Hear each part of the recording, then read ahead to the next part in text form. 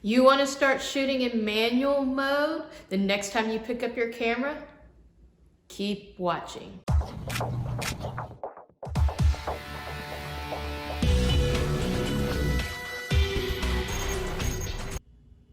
Hello everybody and welcome to my YouTube channel. My name is Philinda Roy. I am a lifestyle and fashion lifestyle photographer. Make sure you subscribe and hit the bell button so you'll get notified every time I post a new video. Today you're going to move up to manual mode on your camera. To move up to manual mode, we're going to talk about proper exposure and the three settings that control it, which are aperture, shutter speed, and ISO. Once you understand those three settings, shooting in manual is very easy. First, we're going to start with the aperture. The aperture is the opening of the lens and is referred to as the f-stop number. The smaller the number, the larger the opening.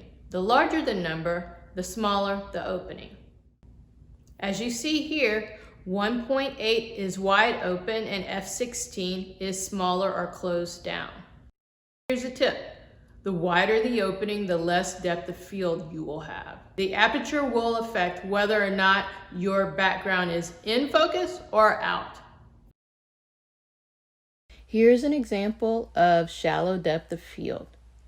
As you can see, the model is in focus and the background, which includes the midground, is out of focus. I did this intentionally so the eye would go to the model and it would rest there.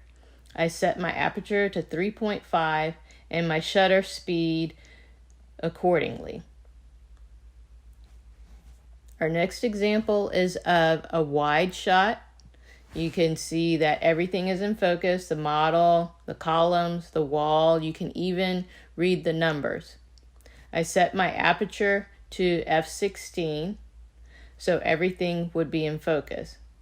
In both of these examples, before I took the picture, I intentionally decided what I want my image to look like, and then I set my aperture so it would make that happen. Before you take your photo, you should be thinking about what you want your image to look like, because the f-stop affects the overall look of the image. Is this process making sense to you? If it is, write image maker in the comments below. The next element we'll talk about is shutter speed. The shutter speed controls the motion in every image. A faster shutter speed will show freeze motion because it's only open a fraction of a second. Here's a chart showing you shutter speed. The slower the shutter speed, the more motion blur you have. The faster the shutter speed, you will freeze action. Here's an example of freeze action. You can see the model is running on the beach amongst a flock of birds. He is stopped, and as the birds are taking flight, they are also stopped. So this was shot at 500th of a second. Well, here's a quick tip. You should not try to handhold your camera when your shutter speed is less than 1/60 of a second, because you will produce motion blur from your hands shaking. You will need to be more resolute and purposeful when shooting in manual mode. I know I keep saying it, but you need to think about what you want your image to look like before you press that shutter. So once you do that, then you change your settings accordingly. If you're wanting to shoot with long exposure, set your shutter speed 1/30th of a second or lower. If you want your photos to look natural or normal, use 1/60th of a second up to 1/250th of a second. For sports or to freeze action, you need to set your shutter speed to 250th of a second or higher. It just depends on what type of action you're trying to freeze. The more you play around and experiment with shutter speed, the better you will understand it. If you want to shoot long exposures, you should get a tripod just so your pictures will be more stable and they won't be blurry. Just remember, the slower the shutter speed, the more light you're letting in, the brighter the image.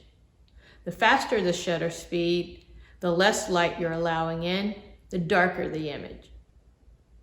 Is this process still making sense to you? If it is, write image maker in the comments below.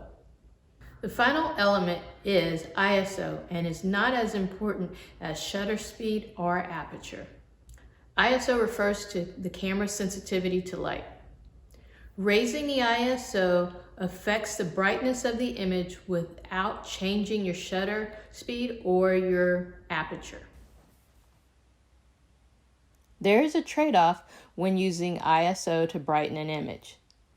The higher the ISO number, the more noise or grain that will be visible in the image. The lower the number, you'll either have none or very little. If you're shooting on a sunny day outside, you're going to set your ISO at 100 or 200.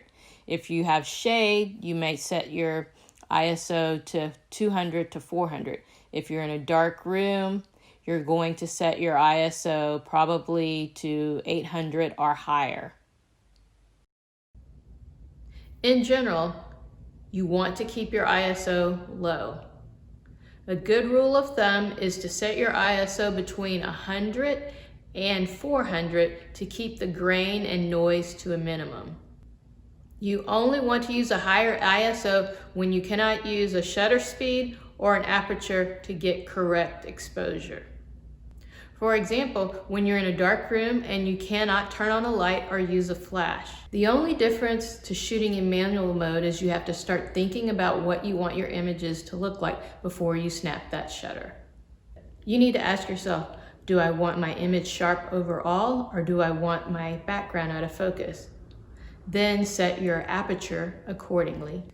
When changing your shutter speed, you should consider, do I want to stop action? Do I want to show motion? Then set your shutter speed how you want your photo to look. The whole purpose to shooting in manual is to expose your images properly. Now that we've gone through the 3 settings, here's a couple of examples. Let's say you're at the beach, it's overcast, you have a model and you want to do a medium close-up including the model's face and upper body, and you want the background to be out of focus. So what you would do is set your aperture at 3.5 or 4.5 and your shutter speed at 1/25th of a second. Take your first shot, see what you have. If it's a good shot, you stay there. If it's too bright, you need to close down, or if it's too dark, you need to open up. Or you may need to adjust your shutter speed like 1 stop or half a stop. Another example, you're at a campfire. Your only light source is the fire. You want the models and the fire to be in focus, and you don't have a tripod. So what do? You don't want to open your aperture too wide because you want your mid-ground and foreground to be in focus. That's the model and the campfire. So what you need to do is compensate somewhere else. You can't hand hold less than a 60th of a second. So what you need to do is bump up your ISO. I would bump my ISO up to 640 or 800, then set my shutter speed about 1/60th of a second or 1/25th of a second, and set my aperture at f11. I take the shot and see what I get. Then adjust from there if you need to open up more or if you need to bump your ISO up higher. Not every shot's going to be perfect, so you just need to get out there, play around, experiment so you can get used to shooting in manual mode. You just need to think about what your shot is going to look like before you take it. I really hope this was helpful. If it was, give it a thumbs up. If you understand it, make sure you type image maker in the comments below. If it wasn't helpful, give it a thumbs down. I need the feedback either way so I can improve. And if you haven't subscribed already, press the button now and make sure you hit the bell button so you'll get notified every time I upload a new video. Also, I am posting videos every Friday now. One final thing is make sure you follow me on Instagram at PhilindaRoy. I really would love it. So, see you again next time. Bye.